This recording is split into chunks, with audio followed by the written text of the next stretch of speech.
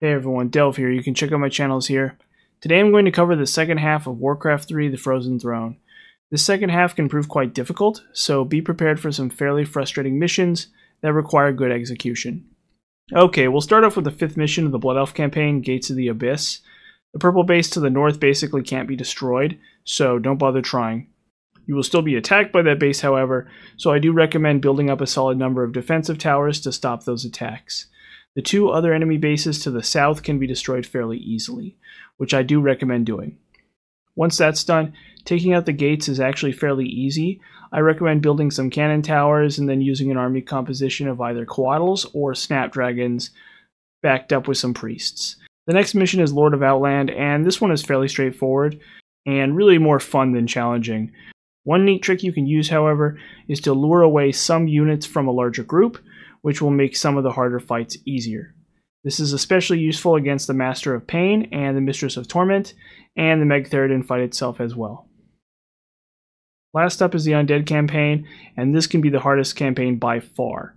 The first mission is King Arthus, and this mission can be quite overwhelming. Not only do you have to defend 3 points at once, but the enemy also gets a bunch of overpowered units. The simplest and easiest way to win is to focus on Sylvanas' part of the map, and just have Arthus and Kel'Thuzad defend. Sylvanas' Banshees can possess the overpowered enemy units, and she can also silence the enemy spellcasters and paladins. I recommend using her army of possessed units to clear the entire map. Another strategy you can use is to have Arthus buy an invincibility potion from the nearby goblin merchant, and then use that to plant 3 goblin landmines near the Altar of Kings, which will stop the paladins from respawning. But it's not really necessary to even do that. The next mission is the Flight from Lordon. This is another mission that can be quite frustrating, but is quite easy in reality.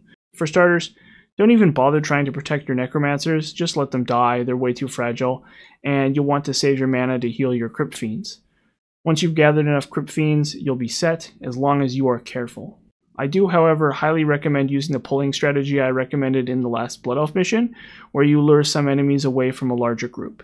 This is especially useful against the final set of enemies. Next up is the Dark Lady. This one should probably be fairly self-explanatory.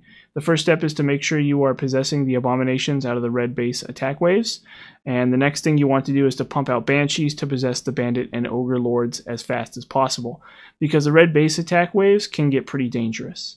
You can then just group all those units and then use them to overwhelm the purple base pretty easily. I think even in the speedrun for this game, they just use those units to destroy the red base, which might actually be smarter, but I opted to destroy the purple base first. Once that's done, you'll have a lot more freedom to build things like meat wagons to take out the red base. The next mission is Return to Northrend. This is another fairly straightforward mission.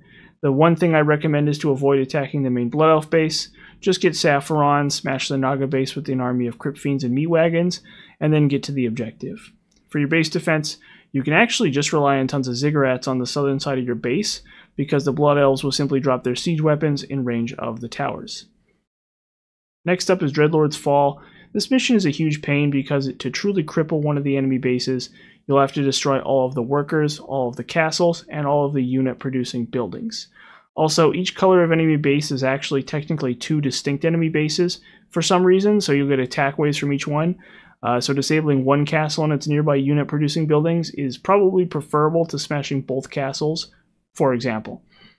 As far as I got in this run is smashing both castles and then most of the unit-producing structures, but I still got the occasional Griffin attack wave from the blue base. These can be partially ignored by simply making sure you haunt a lot of gold mines, so they don't attack your main base. And during the sneak attack, also make sure you are building units, particularly crypt fiends. Once the sneak attack is over, I highly recommend crushing both the green bases, and then finish mopping up the human bases. For the rest of the mission, I use a combination of Frostworms, Crypt Fiends, and Meat Wagons. Okay, next up is a new power in Lordon, which has you controlling 2 different bases. My main problem with this mission is that you kinda just have to go as fast as you can. First things first, repel the purple base attack with Garithos, and then proceed to rescue the dwarves. While that's going on, build up Sylvanas' base. I went with a few meat wagons and then some crypt fiends, because you'll want to use these to take out the small orange base to the south of Sylvanas', and then haunt the gold mine as well.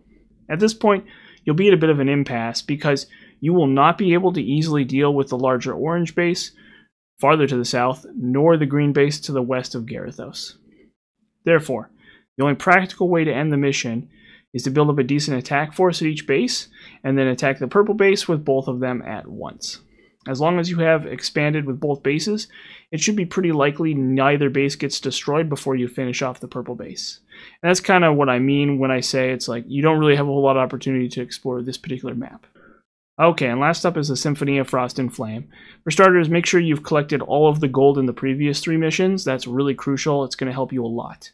This is easily the hardest mission except for maybe the secret mission, and it's going to require a fairly tight execution to be able to pull off, depending on what you do.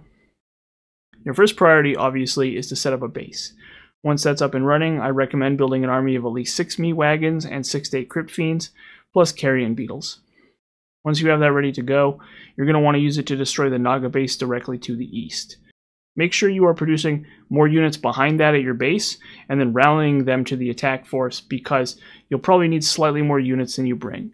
Your goal here is to finish this base off and haunt the gold mine before Illidan moves in to attack the 4th and final obelisk.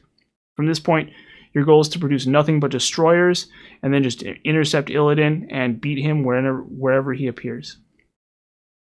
These units are essentially the only unit that can deal with either Illidan or Kael'thas.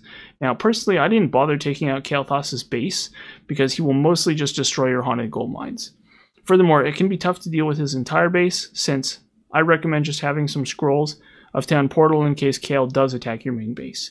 As for dealing with Illidan, you simply have to make sure you kill him every time he spawns, which should be quite easy as long as you make sure you spam the Destroyer's Devour Magic. Same goes for the Kael attack waves. Spamming Devour Magic will cripple him. As long as you keep pumping out gold mines and destroyers, it should be relatively by the numbers. You can also build necropolises at each of the obelisks, so you can teleport to them, and that can help you maybe.